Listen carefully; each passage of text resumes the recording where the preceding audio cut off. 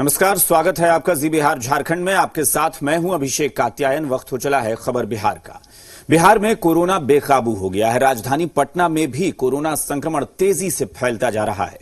हालात ये हो गए हैं कि कंकड़बाग के कई इलाकों को सील कर दिया गया है। यह फैसला जिला प्रशासन ने लिया है। कंकड़बाग के tempo stand, Indira Nagar, postal park इलाके को पूरी तरह सील किया गया है। इसके अलावा कंकड़बाग में 9 जगहों को कंटेनमेंट जोन बनाया गया है। संक्रमित मरीजों की संख्या को देखते हुए ये कंटेनमेंट जोन बनाए गए हैं।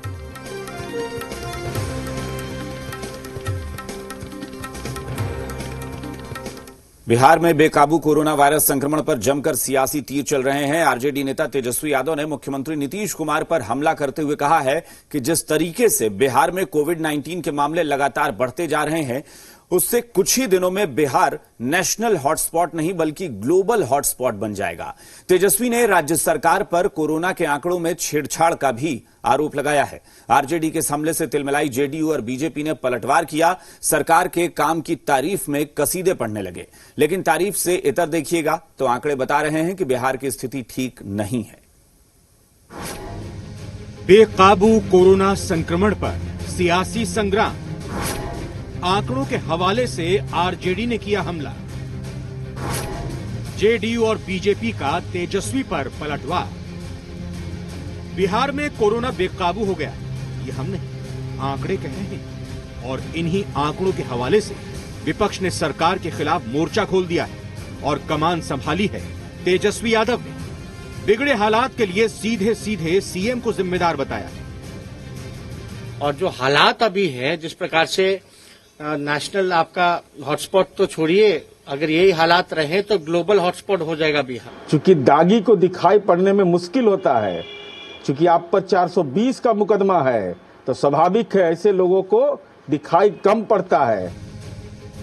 आरोप सिर्फ लापरवाही का नहीं लगाया जा रहा है, बल्कि कोरोना के आंकड़ों में छेड़छाड़ का भी आरोप लगाया जा रहा है। दरअसल बिहार सरकार जो आंकड़े दिखा रही है, वो भारत सरकार के आंकड़ों से मेल नहीं खा रहा। तो क्या आंकड़ों का भी खेल हो रहा है? और नीतीश जी की विफलता को देखते हुए ये केंद्र से टीम आ रही, तो हमारी तो केंद्र से भी मांगे कि ज्यादा से ज्यादा डॉक्टरों के लिए पीपीई किट से लेकर के आपको ऑक्सीजन सिलेंडर से लेकर के सारी चीजें जो है, टेस्टिंग किट्स जो है वो दे।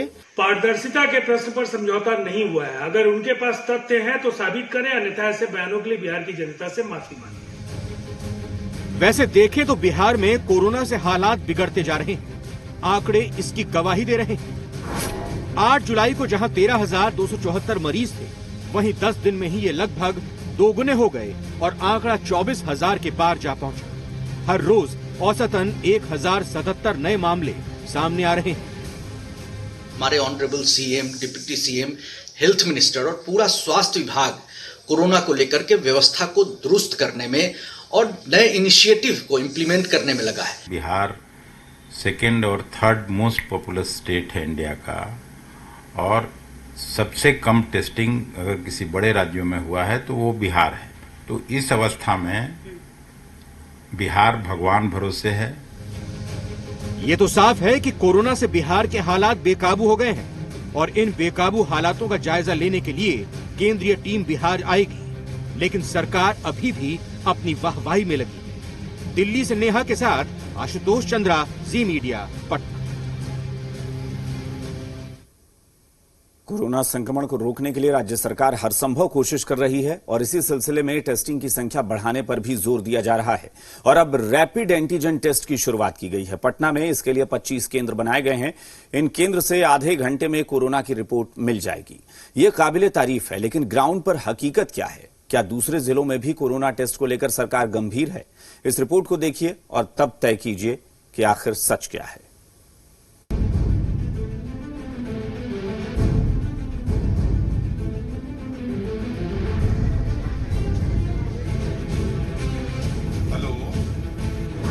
पटना में रैपिड एंटीजन टेस्ट शुरू। टेस्टिंग की तैयारी पर उठे सवाल। एमएलए को है कोरोना रिपोर्ट का इंतजार। कोरोना संक्रमण को रोकने के लिए राज्य सरकार टेस्टिंग पर जोर दे रही है, इसलिए अब सूबे में रैपिड एंटीजन टेस्ट की व्यवस्था हो रही है। राजधानी के 25 केंद्र पर इसकी शुरुआत भी हो गई। बिहार में कोरोना जांच का क्षेत्र है वो बढ़ाया जा रहा है। मुख्यमंत्री नीतीश कुमार ने 20,000 यानी हर दिन 20,000 जांच सैंपल उठाने का लक्ष्य रखा है। ऐसे में इस लक्ष्य को पूरा करने के लिए स्वास्थ्य विभाग की ओर से इस तरह के जो स्वास्थ्य केंद्र हैं, शहरी स्वास्थ्य केंद्र, उन जगहों पे कोरोना जांच सैंपल अब उठाना शुरू किया गया है। इसे लेकर स्वास्थ्य मंत्री सरकार की तारीफ के पुल बांधने से पीछे नहीं हटे। सोशल मीडिया पर लिखा, कोरोना से निपटने के लिए हर जरूरी कदम उठा रही है एनडीए सरकार। नए निर्णय के तहत कोरोना सैंपल अब अनुमंडल अस्पताल में भी एकत्र किए जा सकेंगे। हमें मिलकर कोरोना को हराना है। स्वास्थ्य मंत्री ने तो अपनी सरकार की तारीफ कर ली, लेकिन ग्राउंड पर हकीकत क्या है वो भी जान लेना चाहिए। सासाराम के काराकाट से आरजेडी के विधायक का दोबारा टेस्ट किया गया। 5 दिन बीत गए, लेकिन अभी तक उन्हें अपने रिपोर्ट का इंतजार है। पटवारी तो बोले कि हम लोग सैंपल पटना पहुंचवा दिए हैं, यानी कि 15 तारीख तक पहुंच गया था, तो कम से कम 24 घंटे में तो आ जाना चाहिए था, 48 घंटे में आ जाना चाहिए था। आज 5वां दिन हो गया। 14 तारीख रात, 15 तारीख रात, 16 तारीख रात, 17 तारीख रात, आज 18 तारीख। तो पता नहीं, अब ये सवाल मुझे लगता है कि सरकार के सिस्टम नहीं दे पाएगा। ये हाल माननीय का है। विधायक हैं, तब भी उन्हें अपने टेस्ट रिपोर्ट को लेकर जद्दोजहद करनी पड़ रही है। ऐसे में आम लोगों की बिसात क्या है वो भी औरंगाबाद में देखने को मिल जाएगी। गेट स्कूल परिसर स्थित सैंपल कलेक्शन सेंटर पर जाइएगा तो हकीकत से वास्ता पड़ जाएगा। न सैंपल लेने की व्यवस्था है, न ही कोई अधिकारी वहां मौजूद है। इधर उधर घूमते हैं, सामाजिक सेवा में रहते हैं, तो अपना एक सैंपल जांच करवा लें। लेकिन यहाँ आने के बाद हमको इतना डर लगा कि अगर जिसको नहीं भी होगा कोरोना संक्रमण, उसको भी बुरी तरह से फैल जाएगा। यहाँ इतना अनियंत्रित भीड़ है और भीड़ का कंट्रोल करने वाला न वहाँ कोई अधिकारी है, न कोई पुलिस व्यवस्था है और न। ये हाल है ग्राउंड का तो साहब जांच की व्यवस्था कर देने से हालात नहीं बदलेंगे, बल्कि उस व्यवस्था को ग्राउंड पर लागू नहीं करेंगे तो हालात जस के तस बने रहेंगे। ब्यूरो रिपोर्ट, जी मीडिया।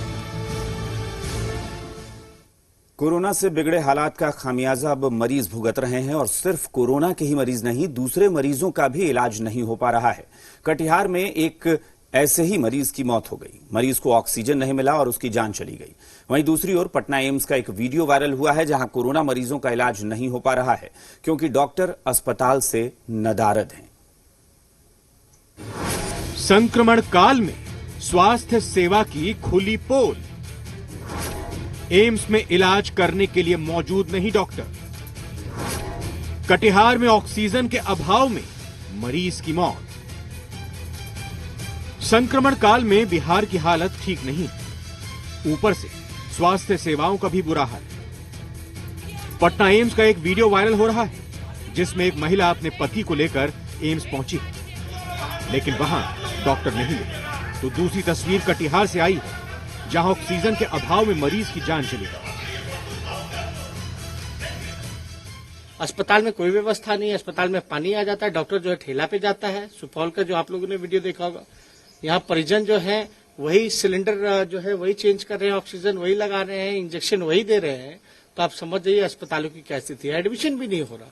बहुत ही दर्दनाक है ये बात। कोई किसी भी तरह की कोई शिकायत हो, सीधे हमारे मंत्री जी तक, विभाग तक वो पहुंचा सकते हैं, उस पर सीधा संज्ञान लिया जाएगा। इसमें कहीं से भी कोई इफ एंड बट का सवाल नहीं।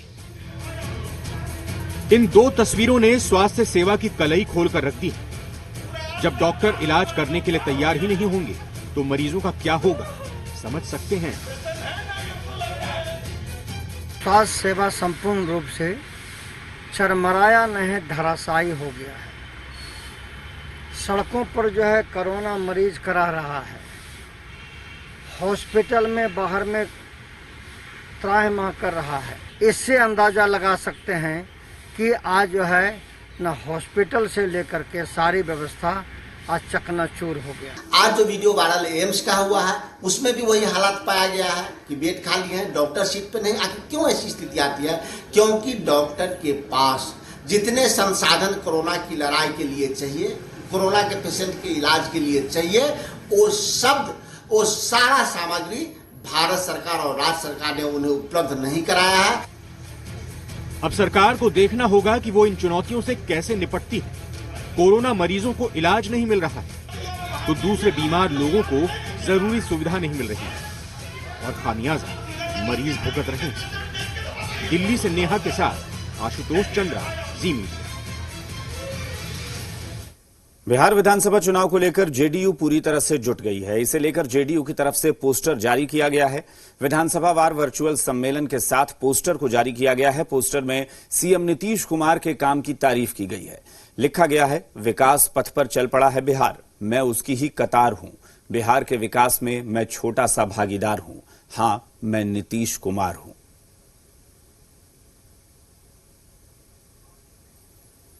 बिहार में इस साल विधानसभा चुनाव होने हैं। बिहार में कोरोना संक्रमण के बढ़ते प्रकोप का हवाला देते हुए विपक्ष विधानसभा चुनाव टालने की मांग कर रहा है। इन सबके बीच चुनाव आयोग ने चुनाव की तैयारियां शुरू कर दी हैं। कोरोना काल में चुनाव प्रचार कैसे हो, इसे लेकर आयोग ने सभी दलों से सुझाव मांगे हैं। 31 जुलाई तक ये सारे सुझाव दे देने हैं। उधर जेडीयू पूरी तरह से चुनावी मोड में आ गई है। वो वर्चुअल सम्मेलन का आयोजन कर रही है। विपक्ष के ज्ञापन पर आयोग गंभीर। कोरोना काल में कैसे हो चुनाव प्रचार, सभी दलों से आयोग ने मांगे सुझाव। बिहार में इस साल विधानसभा चुनाव होना है, लेकिन कोरोना के बढ़ते संक्रमण को देखते हुए विपक्ष चुनाव को टालने की मांग कर रहा है। उधर शुक्रवार को विपक्षी दलों के प्रतिनिधिमंडल ने निर्वाचन आयोग को ज्ञापन देकर सभी राजनीतिक दलों को बराबरी का अवसर देकर स्वतंत्र एवं निष्पक्ष चुनाव कराने की मांग की है। और जो सलाह मांगा गया है हर एक पॉलिटिकल पार्टी से मांगी गई होगी और चुनाव आयोग का काम है। और हम लोग जो है इस पर सलाह जो है हम लोग जब समय पे हम लोग जब देंगे तो आप लोगों को बताएंगे कि क्या क्या सलाह जो है वो हम लोगों ने दी। विपक्षी दलों के ज्ञापन को आयोग ने गंभीरता से लिया है। इसके बाद बिहार विधानसभा के चुनाव में प्रचार और पब्लिक मीटिंग कैसे हो, इसे लेकर आयोग ने राजनीतिक दलों से सुझाव मांगे हैं। आयोग ने सभी दलों को 31 जुलाई तक सुझाव देने के लिए कहा है। आयोग की सबसे बड़ी चिंता इस बात को लेकर है कि कोरोना महामारी के इस दौर में बिहार में राजनीतिक दल और प्रत्याशी चुनाव प्रचार कैसे करेंगे, उनकी सभाएं कैसे होंगी। राजनीतिक दलों के सुझाव के आधार पर ही आयोग चुनाव प्रचार और पब्लिक मीटिंग के लिए गाइडलाइन तैयार करेगा। आयोग ने कहा कि कोरोना संक्रमण से बचाव के लिए डिजास्टर मैनेजमेंट एक्ट 2005 के तहत कई गाइडलाइंस और दिशा निर्देश जारी किए गए हैं। चुनाव आयोग ने बड़ी संख्या में पब्लिक गैदरिंग पर रोक लगाने के साथ ही मास्क पहनने और सोशल डिस्टेंसिंग का अनुपालन करने के निर्देश दिए हैं। विपक्ष के एतराज पर आयोग गंभीर है और अब सुझाव के जरिए आगे की रणनीति बनाई जाएगी। और लोकतंत्र के लिहाज से चुनाव समय पर कराया जाना भी जरूरी है। तो चुनाव आयोग जो भी निर्णय ले रही है, जो भी इनिशिएटिव ले रही है, उसका हम सभी को सम्मान करना चाहिए, स्वागत करना चाहिए। कांग्रेस हमेशा से कहा है कि आप सभी पार्टियों की राय लीजिए और इस संबंध में बैठकें भी हो रही हैं। हमने अपना मंतव्य भी दिया है और जो चुनाव आयोग ने समय निर्धारित की है उसके तहत हम अपना सुझाव भी चुनाव आयोग को देंगे। हमारा एक ही लक्ष्य है कि लोकतंत्र बची रहे, लोकतंत्र को बचाना है। लेकिन क्या आम जनता के जान माल को खतरे में डाल के लोकतंत्र को बचाना है, ये बड़ा प्रश्न है। हालांकि आयोग का फैसला 31 जुलाई के बाद आएगा, लेकिन तब तक जेडीयू पूरी तरह से चुनावी तैयारी में जुटी है। वर्चुअल सम्मेलन के जरिए चुनावी दंगल लड़ने की तैयारी बड़े पैमाने पर हो रही है, लेकिन इस तरह की तैयारियां छोटी पार्टियां कैसे करेंगी, यही तो सवाल है, जिसका जवाब अब आयोग को ढूंढना होगा। आशुतोष के साथ शैलेंद्र, जी मीडिया, पटना। सीएम नीतीश कुमार के गृह जिले में नल जल योजना की गड़बड़ी का खुलासा करने वाले शख्स की हत्या कर दी गई। घटना नालंदा जिले के रहुई थाना के सैदल्ली गांव की है। बताया जा रहा है कि फरीदा पंचायत के वार्ड नंबर 11 में किए गए नल जल योजना निर्माण की शिकायत संतोष कुमार ने की थी। आरोप लगाया था कि नल जल योजना में घटिया निर्माण किया गया है। आरोप है कि वार्ड सदस्य के पति दयानंद ने अपने समर्थकों के साथ संतोष के घर पर हमला बोला और उसकी गोली मारकर हत्या कर दी। इस वारदात की जानकारी मिलने के बाद अपने दल बल के साथ डीएसपी मौके पर पहुंचे। शव को कब्जे में लेकर उसे पोस्टमार्टम के लिए भेज दिया है। हालांकि अभी तक आरोपी को गिरफ्तार नहीं किया गया है। वहीं इस घटना के बाद इलाके में तनाव पसरा है। नल जल में घटिया पाइप दे दिया था, मनमाना बोरिंग किया था, इतनी सा पाइप खोदा था और नाला जो भी बनाया था उसमें भी मान लीजिए न ढलाई किया था, न सोलिंग किया था, 3 नंबर ईंटा बिछा दिया था। किस पंचायत का कौन वार्ड का घटना है ये? वार्ड नंबर 11 का है पंचायत, लेकिन पूरे पंचायत की ही वही हालत है। हम तो कमजोर आदमी थे, इसलिए हम अपने वार्ड पर शिफ्ट किए थे। कोरोना काल में बाहर से लौटे बिहार के मजदूरों के लिए मनरेगा वरदान साबित हो रही है। मुंबई में कपड़ा मिल में काम करने वाले मजदूर आज भागलपुर में सड़क निर्माण के काम में जुड़ गए हैं।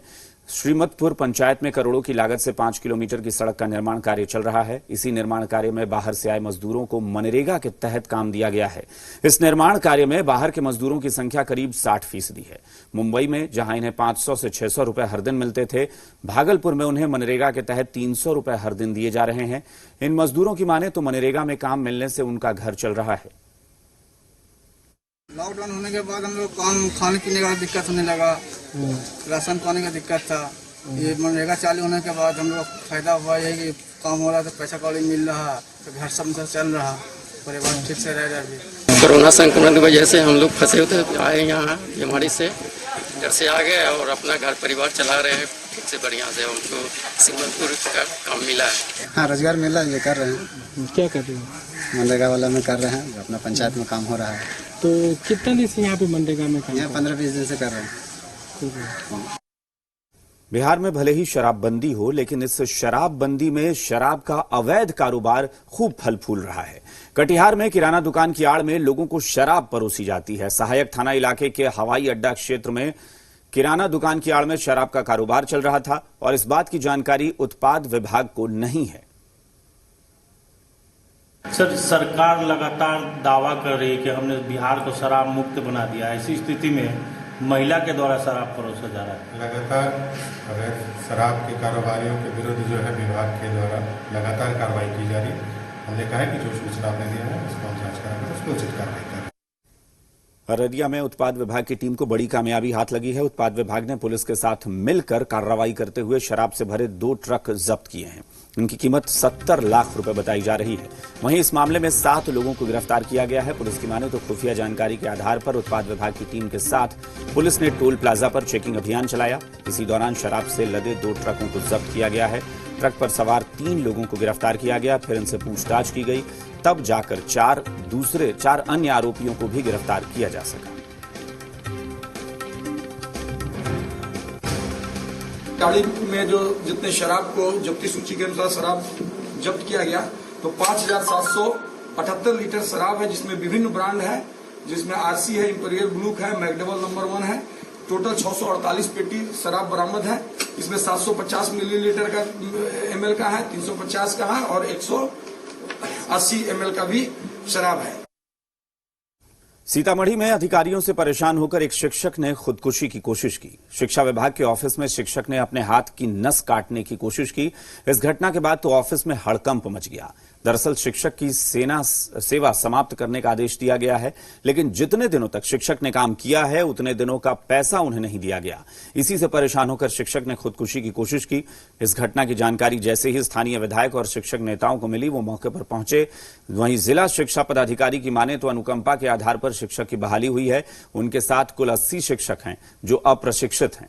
ऐसे शिक्षकों को सरकार से निर्देश है कि उनकी सेवा समाप्त की जाए, लेकिन जब तक उन्होंने काम किया है तब तक का मेहनताना उन्हें दिया जाएगा और इसका भुगतान 1 सप्ताह के अंदर कर दिया जाएगा। पूरे राज्य की शिक्षा व्यवस्था ध्वस्त है और सरकारें नहीं चाह रही है। इसी तरह से फंसा के एक जगह का मामला है, एक मामला सीतामढ़ी में तो इसी तरह से सरकार की जो मंशा है, काम तो वही होगा। आज शिक्षक यहाँ के दर्जनों ऐसे ही लोग कितना दिन से लगे हुए हैं। अनुकंपा पे बहाली हुई है इनकी, 8-9 महीना से इन लोगों का वेतन बंद। सरकार की जो नीति थी उस नीति के तहत इनकी बहाली हुई। बाद में सरकार चिट्ठी निकालती है कि जो अप्रशिक्षित बहाल हो गए उनको हटा दिया जाए। तो जब जो हमारे साथी सब प्रशिक्षित हो गए, काम कर रहे हैं, तो उनका वेतन भुगतान होना चाहिए किसी भी हालत में। हम लगातार प्रयासरत थे कि भाई इनका वेतन भुगतान हो जाए, लेकिन यहाँ के डीपीओ अकर्मण्य थे। जो शैलेंद्र कुमार डीपीओ थे, जिनके खिलाफ हम डीएम साहब को लिख करके भी दिए कार्रवाई करने के लिए। यहाँ जितनी भी घटना घटी है डीपीओ स्थापना के कारण घट रही है। कहते हैं ना, जाको राखे साइयां मार सके ना कोई। जी हां, ये बात इस पीड़ित पर बिल्कुल सही साबित हो रही है। दरअसल किशनगंज के मिर्धा डांगी गांव के किनारे गड्ढे में गिरी एक कार को निकालने के लिए क्रेन मंगवाई गई। कार को निकालने के दौरान 11,000 के हाई वोल्टेज लाइन की चपेट में क्रेन आ गया। इससे करंट का जोरदार झटका लगा। क्रेन का खलासी झुलसकर सड़क पर गिर पड़ा। स्थानीय लोगों ने घायल खलासी को बहादुरगंज पीएचसी में भर्ती कराया, जहां से उसे एमजीएम मेडिकल कॉलेज रेफर कर दिया गया है।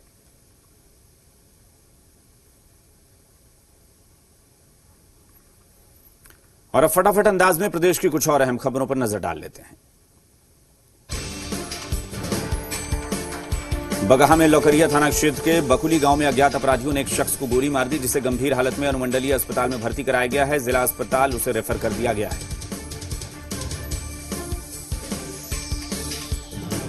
सहरसा में सोनवर्षा राज थाना क्षेत्र के हेरखर पुल के पास अनियंत्रित ऑटो पलटने से ऑटो में सवार एक महिला की मौत हो गई और 3 लोग जख्मी हो गए।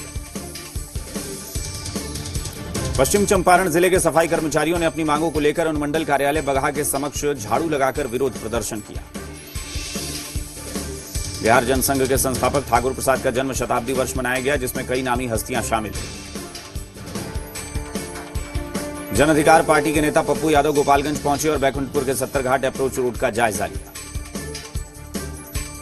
सुपौल के पिपरा प्रखंड में बारिश होने से भवानीपुर पंचायत में किसानों की 2000 एकड़ में लगी फसल बर्बाद हो गई। बेगूसराय में सदर अस्पताल के 3 चिकित्सक समेत 18 कर्मी कोरोना वायरस की चपेट में आ गए, जिसके बाद 48 घंटे के लिए सदर अस्पताल को बंद कर दिया गया है। पटना में लॉकडाउन का पालन कराने के लिए सड़कों पर एक्शन मोड में नजर आ रहे हैं। बिना मास्क पहनने वाले लोगों का चालान काटकर दंडित किया जा रहा है। इन्हीं खबरों के साथ इस बुलेटिन में फिलहाल इतना ही। बने रहिए जी बिहार झारखंड के साथ। नमस्कार।